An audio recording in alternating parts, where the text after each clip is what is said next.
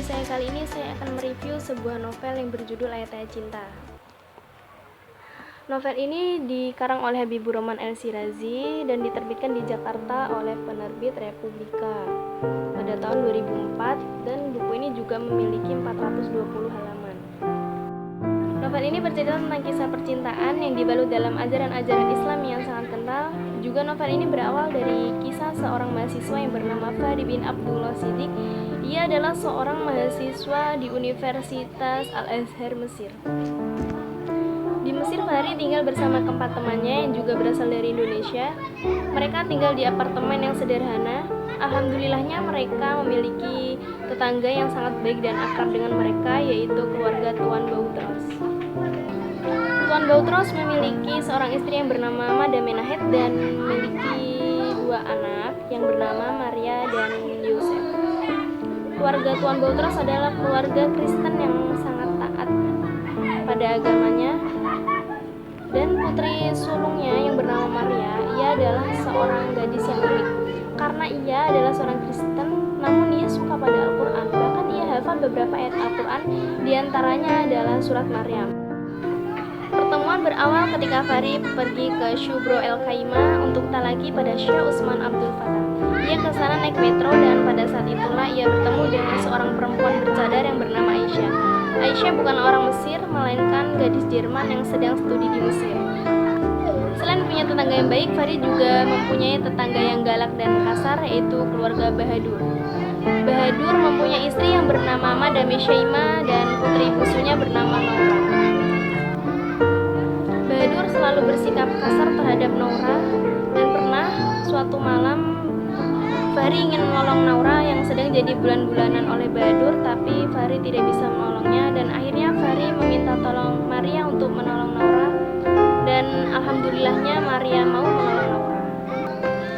Maria tetangga satu flat yang beragama Kristen tapi mengagumi Al-Quran dan mengagumi Fahri. Kekaguman yang berubah menjadi cinta, tapi sayang, kekaguman dan rasa cinta Maria hanya tercurah dalam sebuah diari saja. Dan ada lagi seorang gadis yang bernama Nurul. Nurul adalah seorang anak kiai terkenal yang juga mencari ilmu di Al-Azhar. Sebenarnya Fahri menaruh hati pada gadis itu, tapi sayang rasa mindernya yang sebagai seorang keturunan anak petani membuatnya tidak berani menguapkan perasaannya. Padahal Nurul juga punya perasaan yang sama kepada Fahri, tapi Nurul juga tidak sanggup menguapkan perasaannya kepada Fahri. Muncullah Aisyah, si mata indah yang menyihir Fahri sejak kejadian di metro saat Fahri membela Islam dari tuduhan kolot dan kaku. Aisyah mulai jatuh cinta kepada Fahri dan Fahri tidak bisa membohongi perasaannya. Akhirnya mereka berdua menikah setelah dijodohkan oleh pamannya Aisyah. Mereka hidup bahagia.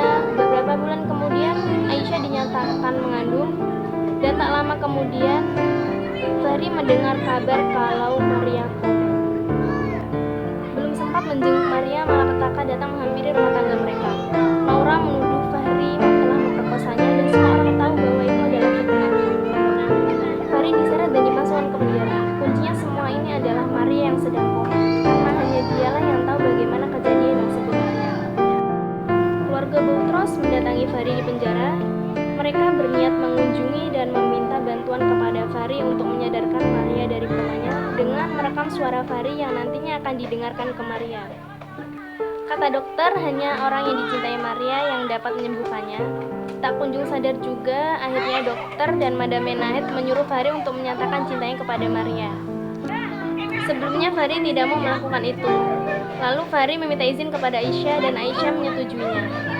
Setelah itu Fahri langsung menikahi Maria. Setelah beberapa saat kemudian, akhirnya Maria pun sadar.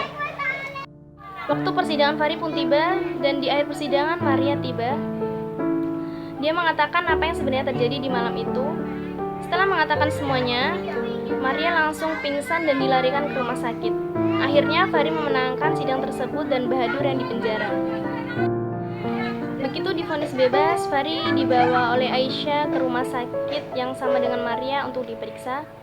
Sejak selesai dari persidangan, Maria belum juga sadarkan diri. Beberapa saat kemudian, Aisyah mendengar kalau Maria ingin masuk surga tapi tidak diperbolehkan.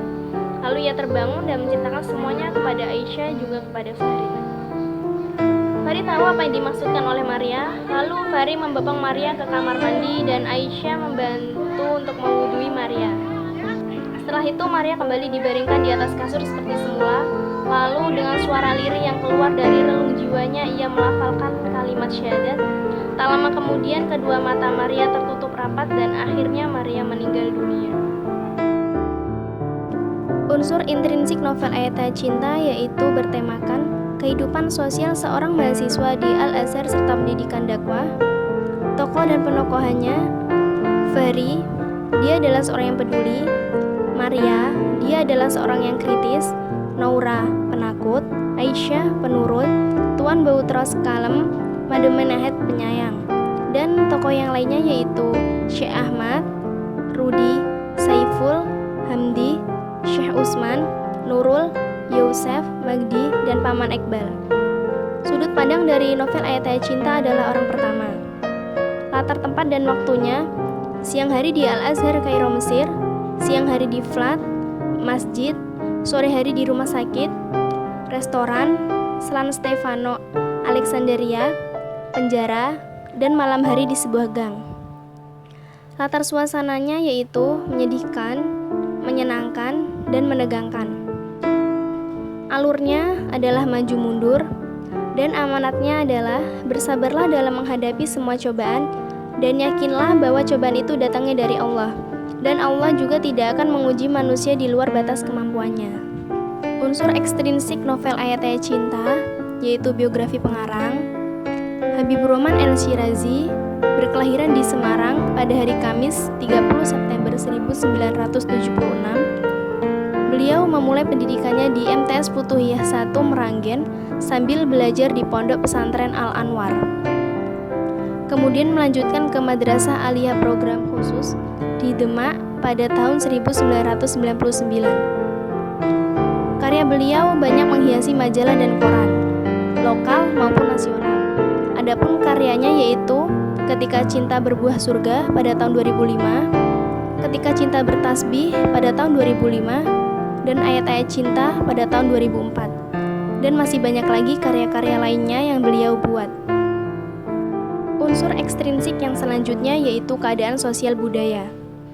Latar sosial budaya yang dilukiskan dalam novel Ayat-Ayat Cinta tersebut adalah latar budaya Mesir.